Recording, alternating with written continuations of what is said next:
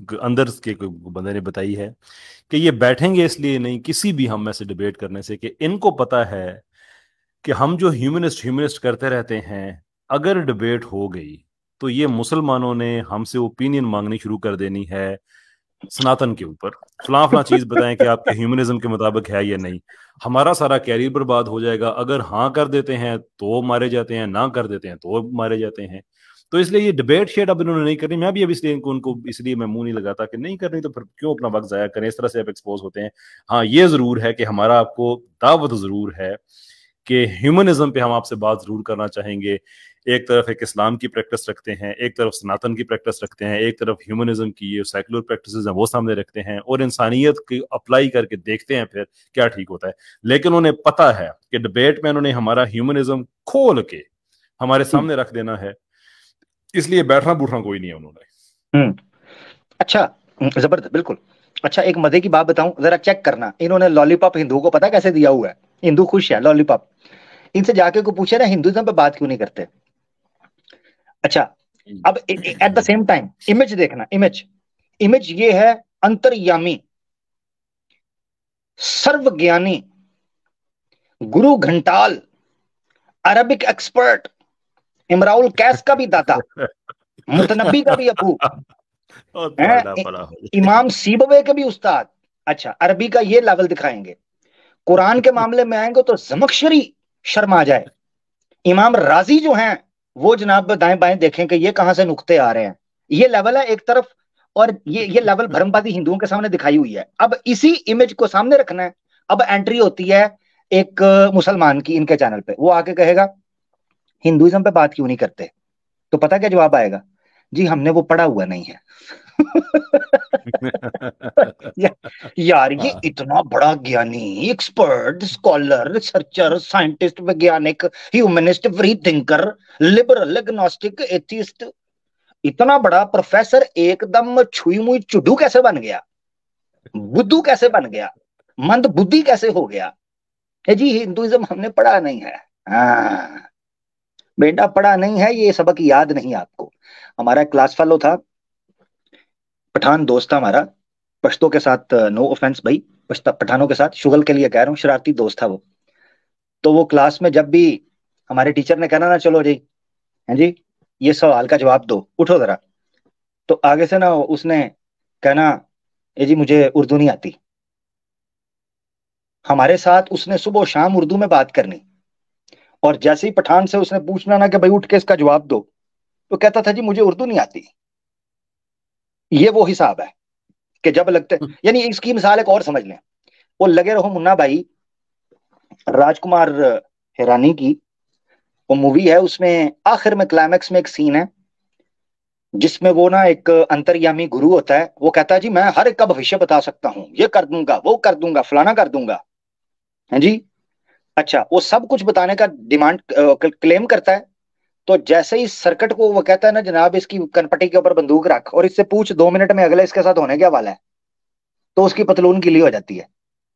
یہ اس وقت ہمارے سامنے جس طرح کیسر بھائی نے کہا اس لیے نہیں آنا چاہتے کہ ان کو پتا ہے کہ ان کی پتلون گیلی نیلی پیلی ہو جائے گی. انہوں نے پتا ہے انہیں بہنا کوئی نہیں. یہ ہے ساری حقیقت.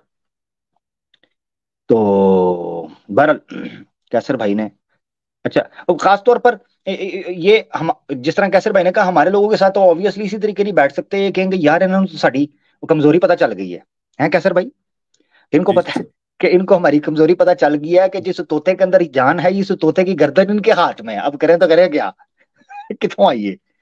اور اس موضوع کے اوپر معافی چاہتا ہوں قطع کلامی کی، لکھا یہ ہیومنسٹ اور پتہ نہیں کیا کیا ٹائٹل خود کو دیے ہوئے ہوتے ہیں. تو یہ ساحل پہ میں نے ایک ویڈیو بنایا تھا، میں نے اس کو کال آؤٹ کیا تھا اس چیز پہ کہ بھائی ہیومنسٹ ہو تو تمہارا ہیومنزم تمہیں کچھ نہیں کہتا کہ جن لوگوں سے تم پیسے لے رہے ہو اس میں کس یعنی کیسی وائلڈ پریکٹسز ہو رہی ہیں، انسانیت کے خلاف ہو رہی ہیں. کچھ حوالے بھی میں نے دیے تھے کہ یہ ساری چیزیں you have absolutely no humanity. اور یہ سناتنیوں کو بھی یہ چیز یاد رکھنی چاہیے کہ ان لوگوں نے انڈیا میں بڑی مارکیٹ ہے. اگر آپ اسلام کے خلاف بولتے ہیں نا تو اس سے بڑی مارکیٹ ہے اگر آپ ہندوازم کے خلاف بولتے ہیں.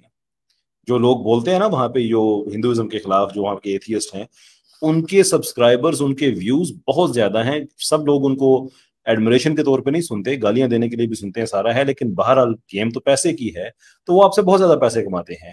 یہ پکی بات ہے. جس دن ساحل ہو گیا، باقی یہ جتنے ہو گئے اپنا انٹلیکچوئل لچے لفنگے جتنے بھی ہیں، یہ جس دن یہ انڈیا سے نکلے، یہ اسلام پہ بات کرنا چھوڑ دیں گے، ان کا نیکسٹ ٹارگٹ سناتن دھرم ہی ہوگا، کیونکہ اس میں پیسہ زیادہ ہے. اس کے خلاف بات کریں، گالی وغیرہ سے انہیں فرق نہیں پڑتا.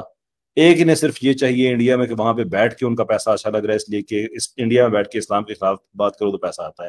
سناتنیوں کو عقل کرنی چاہیے کہ یہ آستین کے سانپ ہیں، آستین کے سانپ ہیں. وہ جو شاعر نے کہا تھا نا کہ رہنے کو تو تم دل میں بھی رہ سکتے تھے، عجیب دوستوں کے آستین کو چنا تو نے. یعنی یہ آستین میں یہ رہنے والے لوگ ہیں، یہ جو ہی بھارت سے نکلیں گے، اپنا کوئی ویزا ہیزا سکیور کر کے جائیں گے، سب سے پہلا ٹارگٹ ان کا سناتن ہوگا. اس میں پیسہ بہت زیادہ ہے، تو آپ کو لگ پتا جائے گا. آپ کن لوگوں کو دودھ پلا رہے ہیں، تھوڑا صبر کریں آپ. بالکل. لیں جی آگے بڑھتے ہیں. آستین کے سانپ تو ہم پکڑتے رہیں گے، ان کو ہم قابو کرتے رہیں گے. میں دیکھ رہا ہوں ریو صاحب ہمارے ساتھ ہیں، ان کو دیکھتے ہیں. جناب ریو بھائی، جناب. جی السلام علیکم. وعلیکم السلام پیارے بھائی. جی جی آ رہی ہے. جی تو میری طرف تھوڑی کٹ کے آ رہی ہے. میں دیکھتا ہوں آپ کی آواز، بولیے ذرا ریو. ابھی آ رہی ہے کیا؟ تھوڑی ڈسٹورٹیڈ ہے. آپ بول لیں، جلدی سے اپنا سوال رکھ لیں، پھر آگے نکلتے ہیں، ٹائم بھی کافی ہو رہا ہے. ٹھیک ہے. میرا یہ سوال تھا کہ لائک میرا دوست ہے، اس سے بات چیت چالو ہے، تو وہ بولتا ہے کہ میں کسی بھی بک میں نہیں مانتا. میں مطلب ویداس میں بھی نہیں، تو بولتا ہے کہ نہیں میں ویداس میں بھی نہیں مانتا، میں صرف بھگوت گیتا میں مانتا ہوں. تو اگر دیکھو اس میں کچھ ریفرنس ہے تو اس سے بات کر میرے پہ. تو میں آپ سے جاننا چاہتا ہوں کہ اس کے اندر کچھ کانٹراڈکشن یا کچھ ایسا ریفرنس وغیرہ ہے کیا بھگوت گیتا میں؟ بھگوت گیتا جو ہے، جن لوگوں نے نہیں سن پائے آواز کی وجہ سے میں بتا دیتا ہوں. یہ دوست کہہ رہے ہیں کہ میرا ایک دوست ہے، وہ کہتا ہے میں ویداس وغیرہ کو نہیں مانتا، صرف بھگوت گیتا کو مانتا ہوں، تو لہذا اس کے علاوہ تو میں کسی کو بھی نہیں مانتا، تو بھگوت گیتا سے صرف بات کریں. ایک بات میں آپ کو بتا دوں، پہلی بات تو یہ ہے، اس شلوک کو میں بار بار پڑھا کرتا ہوں، ادھیایا 16. ریو بھائی اس کو نوٹ کریں، ادھیایا 16 جی، اور اس کا شلوک ہے 23واں اور 24واں. ٹھیک ہے، بھگوت گیتا جی 16 جی 23 اور 24. اس میں خود شری کرشنا پلورل استعمال کرتے ہیں شاستروں کے لیے. یہ شاستر ودی مسترجیہ ورتتے کام کارتہ نہ سدھم نہ اواپنوتی نہ سکھم نہ پرام گتم. اور 24 میں وہ جا کے کہتے ہیں کہ اسی لیے چاہیے کہ تسمات شاسترم پرمانم تے کاریا کاریا ویوستھتو. وہ ورڈ استعمال کرتے ہیں، وہ کہتے ہیں اسی لیے منشیہ کو چاہیے، بھگوت گیتا کہہ رہی ہے منشیہ کو چاہیے کہ وہ شاستروں کے انوسار، پلورل ہے، شاستروں کے انوسار اپنے جیون کو گزارنے کی کوشش کرے تاکہ اس کو اواپنوتی مل سکے، سکھم ملے، پرام گتم ملے. ٹھیک ہے. اچھا، اور آگے جو 24ویں میں وہ کہتے ہیں کہ تسما شاسترم پرمانم تے، وہ کہتے ہیں شاستروں سے ہی پرمان لو. سن لے ہو ذرا، تسمات شاسترم پرمانم تے کاریا کاریا، کوئی بھی کام کرنا ہے تو شاستروں کے انوسار کرنا ہے، پلورل. اگر صرف بھگوت گیتا اس نے ماننی ہوتی تو بھگوت گیتا تو خود کہہ رہی ہے کہ شاستروں کو مانو، شاستروں کے طریقے پر چلو. ٹھیک ہے، اس کے نشد اور ود کو فالو کرو، یہ بھگوت گیتا خود کہہ رہی ہے. تو یہ بھگوت گیتا سے ہی پتا چلتا ہے کہ شاستر چاہیے. اور دوسرا یہ ہے کہ اگر آپ کو اس حوالے سے کوئی چیز چاہیے ہوگی، میں بردر راہل کو دیکھ رہا ہوں، بردر راہل جوائن ہونا چاہیں. بردر راہل میں آپ کے لیے لنک دے رہا ہوں، تو آپ ضرور جوائن کریے گا. ویسے اسٹریم آپ بہت لیٹ ہو گیا بردر راہل، مگر پھر بھی آپ آ جائیں، آپ کو جتنا بھی موقع مل سکا ضرور. میں اور بردر راہل جو ہے پلان کر رہے ہیں، لیٹ سی انشاءاللہ، اللہ تعالیٰ نے موقع دیا. ان کی ڈیبیٹ ہے 31 اگست کو، اس کے بعد ہم نے پلان کیا ہوا ہے بھگوت گیتا اور وگیان کے اوپر، یا بھگوت گیتا اور کانٹرڈکشن کے اوپر ہم سٹریم کریں گے. تو بردر راہل جو ہیں ماشاءاللہ بھگوت گیتا کے گھنی ایکسپرٹ ہیں. ٹھیک ہے نا. جی. تو اس لیے بردر راہل جو ہیں ان کو ہم موقع دیں گے کہ وہ اس کے اوپر، بلکہ آ چکے ہیں بردر راہل. تو میں چاہتا ہوں بردر راہل آپ کو ویلکم کرتے ہیں جناب، اہلا وسہلا.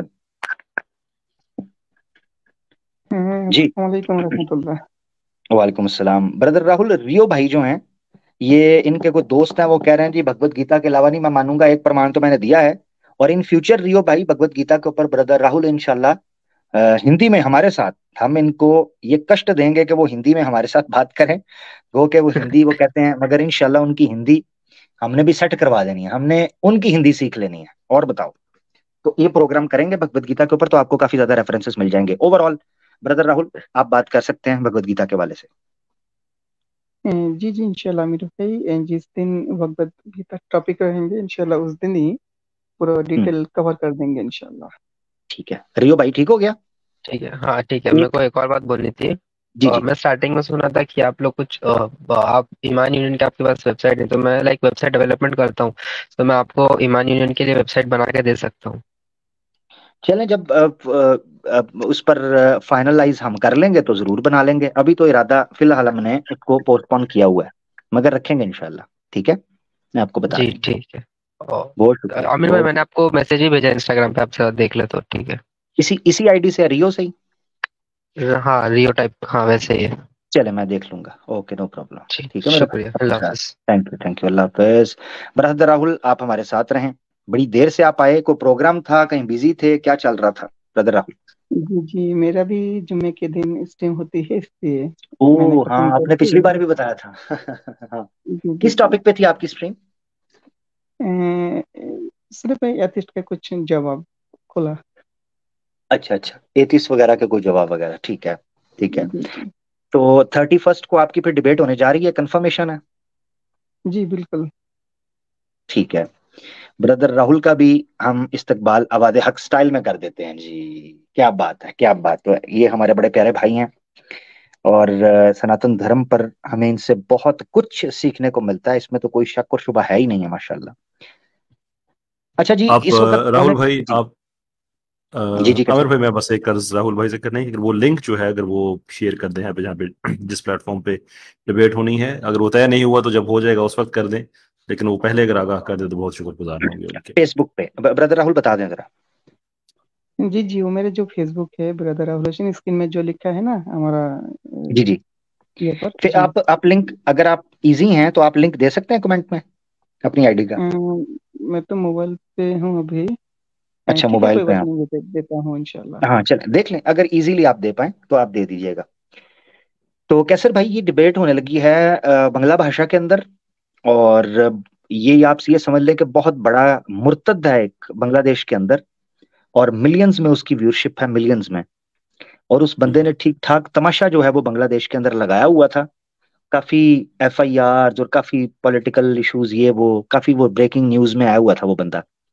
تو اس کو قابو کیا ہے بردر راہل نے، اور اس کے ساتھ ڈیبیٹ ہونے والی ہے 31 اگست کو حضرت عائشہ رضی اللہ تعالیٰ عنہ کی ایج کے حوالے سے اور شادی کے حوالے سے. Obviously ایک گن چن کے ان کے پاس ایک ہی اعتراض آتا ہے، جی 6 سال کی حضرت عائشہ، 6 سال کی حضرت عائشہ تھی. ہاں جی، بڑا ظلم ہوا، بڑی زیادتی ہوئی، بڑا ظلم ہوا، رٹا روٹا پا کے. تو آج کی جنتا جو کہ پہلے ہی فیمنائز ہو چکی ہوئی ہے اور پہلے ہی برین واش ہو چکی ہوئی ہے، ان کو جناب وہ لالی پاپ بیچنے کی، بکا ہوا لالی پاپ جو ہے بیچنے کی کوشش کرتے ہیں. ضرور دیکھیں گے انشاءاللہ. سر مجھے اب اجازت مل سکتی ہے، 1:45 ہوا چاہتے ہیں، اور صبح پھر جانا ہے محنت مزدوری پہ. آتے ہی کہتے ہو جانا جانا، ایسا جانا تھا تو جانا تمہیں کیا تھا آنا. واہ واہ واہ. کیسر بھائی ضرور آپ اپنا ضرور وقت دیکھیں، آپ نے جتنا وقت دیا ٹھیک ہے وہی ہمارے لیے قیمتی ہے، اور آپ نے جتنا ٹائم دیا اللہ تعالیٰ اس جذبے کو سلامت رکھے، اور اسی طرح آپ ہنستے بستے رہیں. اور یہ بتا دیں کل سیٹرڈے ہے تو آپ کی سٹریم ہوگی انشاءاللہ یا نہیں؟ جی انشاءاللہ ہوگی جی، بالکل ٹھیک ہے لیں بالکل جی. انشاءاللہ ہوگی. جو لوگ آج رہ جائیں گے obviously کل، اور جو کل رہ جاتے ہوتے ہیں ان کو ہم سنڈے کہہ دیتے ہیں. تو یہ کنٹینیوسلی 3 دن ہوتے ہیں جس میں آپ اپنی بات رکھ سکتے ہیں، سوالات کر سکتے ہیں. کم از کم 2 تو ضرور ہوتے ہیں، 3 نہ بھی ہوں. یعنی میرا اگر دوستوں اور سے بات ہو رہی ہو تو کیسر بھائی اور مفتی صاحب تو ہمیشہ ہی اوپن رکھتے ہیں، اور سب کے لیے ان کا دربار کھلا ہوتا ہے. بس کوئی گھنٹی بجانے والا ہونا چاہیے. جی یعنی شامر بھائی، میں کامنٹس میں میری نظر پڑی تو وہاں پہ ایک مسٹر بین 007 ہے جو کہتے ہیں کہ کیسر بھائی جاتے جاتے شاعری سنا دو. جی جی شعر میرے، یہ ربائی مجھے یہ اچھی لگتی تھی. خیر ربائی تو نہیں، نظر غزل کا حصہ تھی، اس میں سے 4 مصرے، لیکن آگے پیچھے اگر ہو گیا تو معذرت، لیکن میرے ذہن میں سخت وہی آ رہا ہے. کہ जिंदगी तूने हमें कैसी सजाएं दी हैं, जिंदगी तूने हमें कैसी सजाएं दी हैं, धूप के दश्त में शीशे की रिदाएं दी हैं। ओए होए तो ये कमाल कर दिया है फरद साहब ये ने तो कि अब जो रिदा होती है, जो चादर होती है, उसका तो काम होता है ना कि आपको धूप से बचाए, लेकिन बिल्कुल। शीशे के अंदर से धूप जब निकलती है तो वो ज्यादा गर्म होती है, एम्पलीफाई होती है। तो वो जिंदगी से शिकवा कर रहे हैं कि तूने सहारे दिए तो कैसे दिए, कि जिंदगी तूने हमें कैसी सजाएं दी हैं, धूप के दश्त में शीशे की रिदाएं दी हैं, दिल तो बुझने को पहले तैयार बैठा था, और दुख तो ये है कि तेरे दामन ने हवाएं दी। बहुत बहुत मैं इजाजत चाहूंगा आपसे इस मिसरे पे। अल्लाह ताला खुश रखे, आपको आबाद बहुत रखे। पहले मुस्बीन भाई जी। बहुत पहले से बहुत हाँ। पहले से इन कदमों की आहट जान लेते हैं। चेक कीजिएगा, आप जा रहे हैं तो वाह वाह। बहुत पहले से इन कदमों की आहट जान लेते हैं, तुझे ए जिंदगी हम दूर से पहचान लेते हैं। पहचान लेते हैं। हाँ बहुत बहुत शुक्रिया। बहुत शुक्रिया आपका सर, अल्लाह ताला खुश बहुत रखे, शुक्रिया। आबाद रखे। राहुल भाई आपको भी अस्सलाम वालेकुम, बहुत शुक्रिया आपसे। अल्लाह हाफिज़। जज़ाकल्लाह जी जज़ाकल्लाह ठीक कैसा है भाई, सर बहुत भाई, बहुत शुक्रिया, वालेकुम अस्सलाम बहुत बहुत शुक्रिया। वरहमतुल्लाह।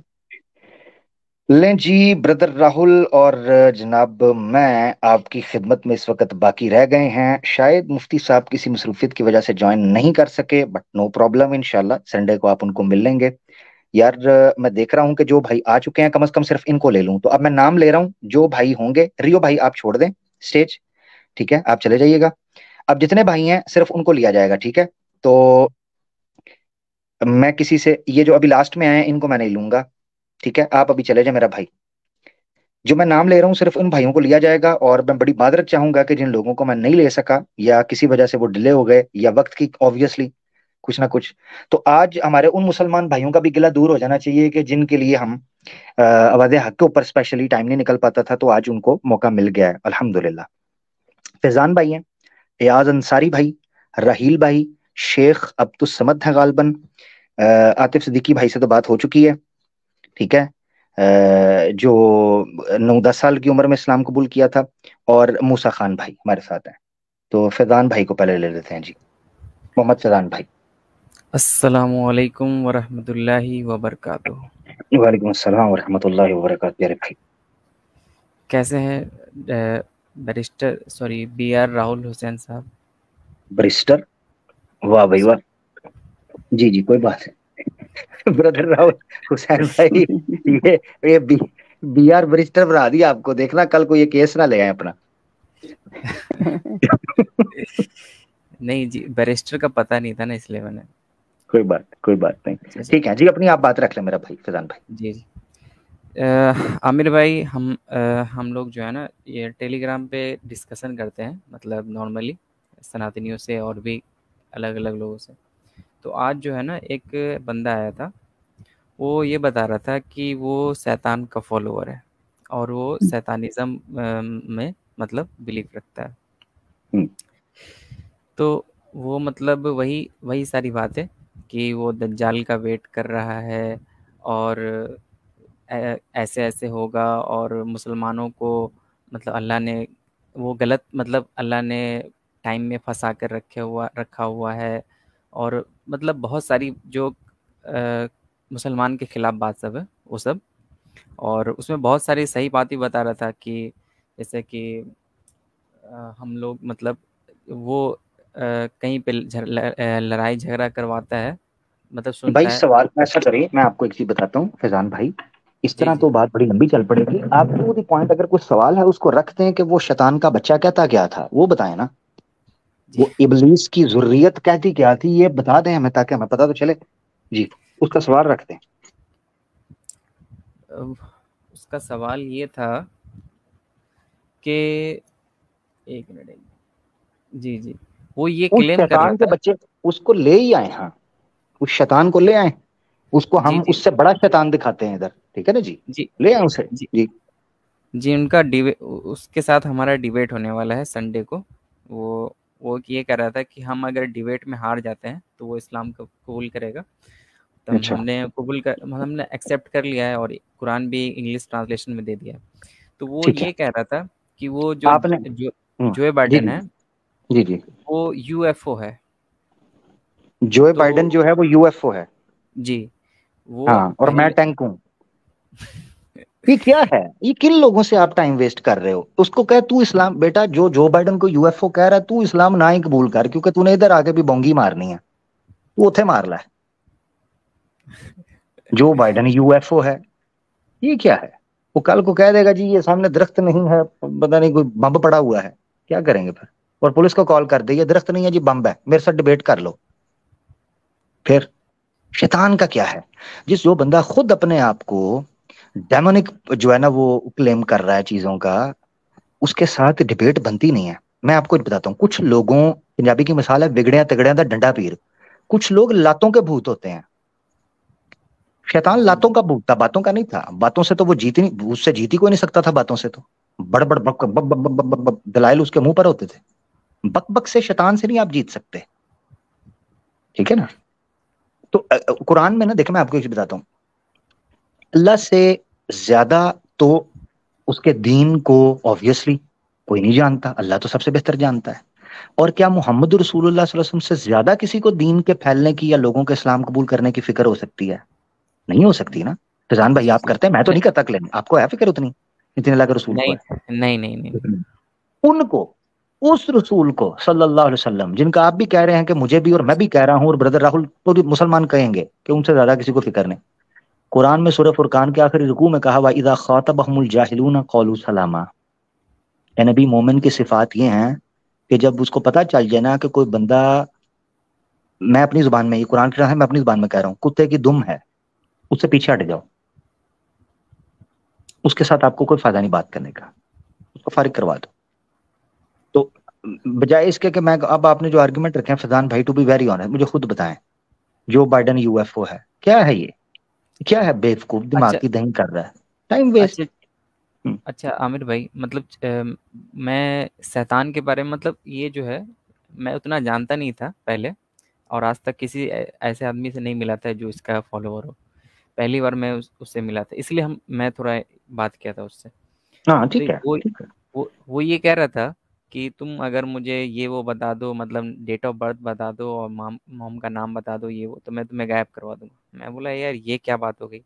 مطلب وہ یہ لوگ ہوتے ہیں، یہ جو لوگ ہوتے ہیں بیسیکلی یہ انفلوئنس کرنے کی کوشش، سائیکولوجیکل گیم ہوتی ہے. بندہ ڈر جاتا ہے. مجھے میری لائف کے اندر ایک بندہ ملا، اس نے کلیم کیا اس نے چڑیل سے شادی کی ہوئی ہے، ٹھیک ہے، کافی پرانی بات ہے، میں اپنی اسٹوڈنٹ لائف میں تھا. ہاں اس نے نا، لوگ ایسے سارے بیٹھے ہوئے تھے، تو اس نے نا، ان بڑے بڑے بزرگ بیٹھے تھے آبویسلی. مجھے چھوٹی ایج سے میں زیادہ، میرا جو بیٹھنا اٹھنا تھا وہ بڑی ایج کے بزرگوں کے ساتھ تھا، جو بڑی ایج بھی نہیں ایسے کہ مگر بزرگوں جن لوگوں نے زندگیاں گزاری. تو وہ مجھے کہنے لگا میں نے شادی کی ہوئی ہے چڑیل سے، میری دوسری شادی چڑیل سے ہوئی ہے اور اس سے اولاد بھی ہے. میں نے کہا اچھا. تو میں نا ادھر تھا، دماغ تو شروع سے ہی خرافاتی تھا. وہ میں نے اس کو کہہ دیا، میں نے کہا یار میری بات سنو، میں نے لوگوں ایسے بزرگ بیٹھے تھے، میں نے کہا یار میں بھابھی سے بات کرنا چاہتا ہوں. ایسے بول دیا، میری شروع سے شرارتی عادت ہے، میں نے ایسے ہی بول دیا اس کو. میں نے کہا بھابھی سے بات تو کروائیں. کہتا کون سی بھابھی؟ میں کہا چڑیل جو تمہاری پتنی ہے، بیوی، اس بھابھی ہوئی نا میری، اس سے بات کروا دے. کہتا ہے مذاق اڑا رہا ہے میرا. مذاق ہو گیا، اوفینس ہو گیا نا. میں کہا مذاق اڑا رہا ہے میرا. میں نے کہا یار تو بھائی ہے میرا، تو نے چڑیل سے شادی کی تو وہ میری بھابھی ہوئی نا، تو بھابھی سے بات کروا دو. اس میں برا ماننے والی کیا بات ہے؟ میں تو مان کے چل رہا ہوں کہ تیری پتنی ہے. اٹھ کھڑا ہوا، مجھے آگے سے کہتا ہے تجھے آج رات کو پتا چل جائے گا. میں نے کہا بھابھی آئیں گی رات کو. اب پھر بھڑک گیا، پھر کہنے لگا اوئے تو کیا بات کر رہا ہے، بکواس کر رہا ہے. میں نے کہا کہہ رہا رات کو پتا چل جائے گا. میں نے بھابھی کے کانٹیکسٹ میں مجھے لگا یہی کہہ رہا ہے کہ بھابھی رات کو آئیں گے میرے پاس، تو یہ چکر ہے. تو مجھے آگے سے کہنے لگا تو لگتا ہے ان چیزوں پہ یقین نہیں کرتا نا، تجھے یقین میں دلاؤں گا. تو میں نے اس کو ایک چیز کہی تھی، میں نے کہا تو یا تیرے سارے جتنے بڑے بڑے یہ جادوگر ہیں، ٹھیک ہے، دم ہوا تو آپ کچھ اکھاڑ لیں. وہ دن ہے، آج کا دن ہے.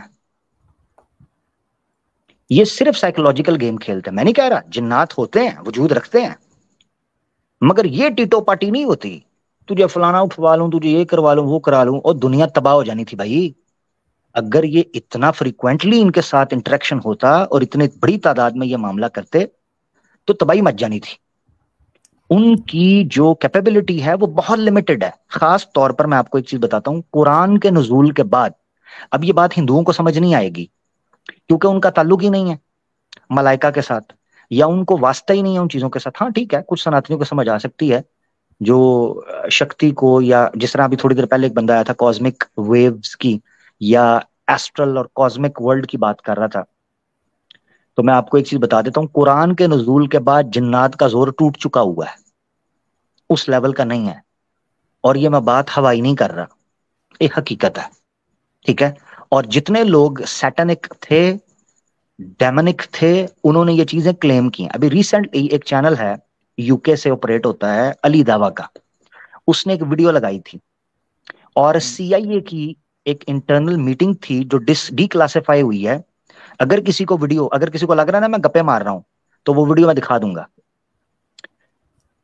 سی آئی اے کا ایک انٹرنل, انہوں نے وہ ڈسکس کر رہے ہیں اپنی اس میٹنگ کے اندر, اور ویڈیو وائرل ہو رہی ہے وہ. اور اسی طریقے سے ایک وزٹ ٹائپ ایک عورت ہے جو جادو کرتی ہے, اس نے یہ چیز بتائی ہے کہ میں نے یہ چیز نوٹ کیا ہے کہ جب بندہ قرآن کی تلاوت کر رہا ہوتا ہے یا قرآن کو پریکٹیکلی لے کر چل رہا ہے اپنے ساتھ, یعنی عملی طور پر لے کر چل رہا ہے, میں نے چیز نوٹ کیا ہے کہ جو بلیک میجک ہے یہ اس کے اوپر اس طریقے سے اثر انداز نہیں ہوتا, اس کو ہم نہیں ہٹ کر پاتے, اتنا ڈیمیج نہیں کر پاتے. تو یاد رکھیں کہ جس بندے کے ساتھ قرآن کی آیات کا وہ ذکر کرتا ہو, یہ چیزیں کرتا ہو, نماز کی پابندی کرتا ہو, اذکار کی پابندی کرتا ہو, پاک صاف رہتا ہو, یہ بڑا امپورٹنٹ ہے, پاک صاف رہتا ہو, تو ایسے بندے کے اوپر یہ جو ڈیمونک فورسز ہیں یہ کام نہیں کرتی, یہ یاد رکھیں. اگر اس کو ہٹ کرنے کی بھی کوشش کریں گے ڈیمیج نہیں کر پائیں گے. جیسے امیون سسٹم ہوتا ہے, ایک بندہ ہیلدی ڈائٹ لے رہا ہے, اس کو بیماری لگے گی. مثال کے طور پہ کووڈ آیا تھا, کووڈ نے ان لوگوں کو زیادہ ڈیمیج کیا تھا جن کا امیون سسٹم ٹھیک نہیں تھا, وہ زیادہ جلدی گر گئے تھے. اور جن لوگوں کا امیون سسٹم ٹھیک تھا ان کو ہلکا سا فلو ہوا, چھینکیں چونکیں آئیں, ایک دن ٹمپریچر رہا, وہ پھر اٹھ کے کھڑے ہو گئے. ایسے ہی مومن ہوتا ہے. تو اذکار وہ کیا ہے,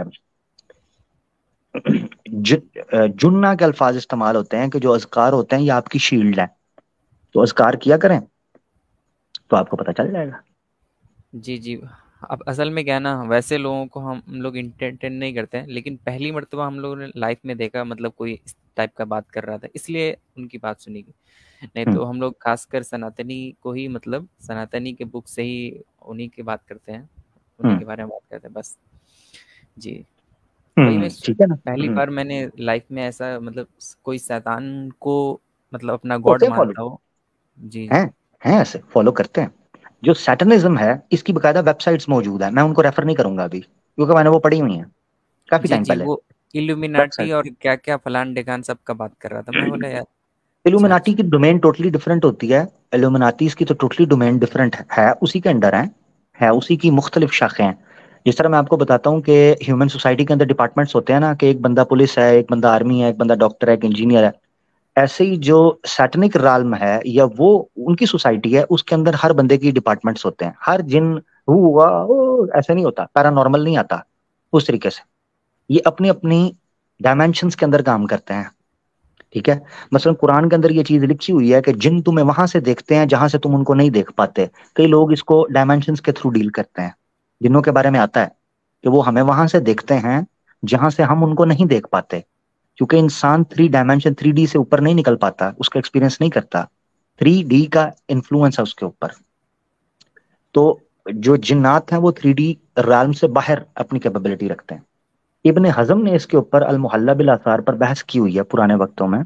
ابن تیمیہ نے بھی الرقیہ کے کانٹیکسٹ کے اندر بات کی ہوئی ہے, اور اس پر بحث ہوتی ہے کہ کیا جن حلول کرتے ہیں. حلول کا مطلب یہ ہے کہ وہ انٹر ہو جائے, انفلوئنس کریں کسی باڈی کو, کسی کے مائنڈ کو. تو اس میں 2 قسم کے لوگ پائے جاتے ہیں. کچھ یہ کہتے ہیں کہ وہ حلول کر جاتا ہے, کچھ کہتے ہیں نہیں حلول نہیں کرتا, باہر سے انفلوئنس کرتا ہے, ٹھیک ہے. باہر سے وہ ایلوژنس پیدا کرتا ہے, ڈیلوژنس پیدا کرتا ہے, آپ کو مختلف چیزیں بن کر نظر آتی ہیں, ٹھیک ہے. جنات جو ہوتے ہیں وہ اس طریقے سے آپ کے اوپر اثر. تو سیٹنزم جو ہے, تو یہ ڈیمونزم اس کو بولنا چاہیے, یہ اس طریقے پر کام کرتا ہے. بہت سال پہلے ایک کلیم کرنے کو مسلمان تھا, مگر جب آپ ڈیمن کے ساتھ یا سٹن کے ساتھ جب آپ ڈیل کرتے ہیں تو آپ کو کفریات بکنی پڑتی ہیں, مغلظات بکنی پڑتی ہیں, خبیث چیزوں کے پاس رہنا پڑتا ہے. روح اس کا لیے جب سودا ہم جسے کہتے ہیں, ہاں آپ اس کو کہہ سکتے ہیں، ٹھیک ہے نا، آپ کو بیچنا پڑتا ہے اپنا آپ. تو آپ جب اپنی جان، بیسیکلی یہ کہتے ہیں جی جن کو وش میں کر دیا، جن وش میں نہیں کرتے بلکہ آپ اپنے آپ کو اس کے وش میں دیتے ہیں، ٹھیک ہے. تو یہ ایک بارگیننگ ہوتی ہے.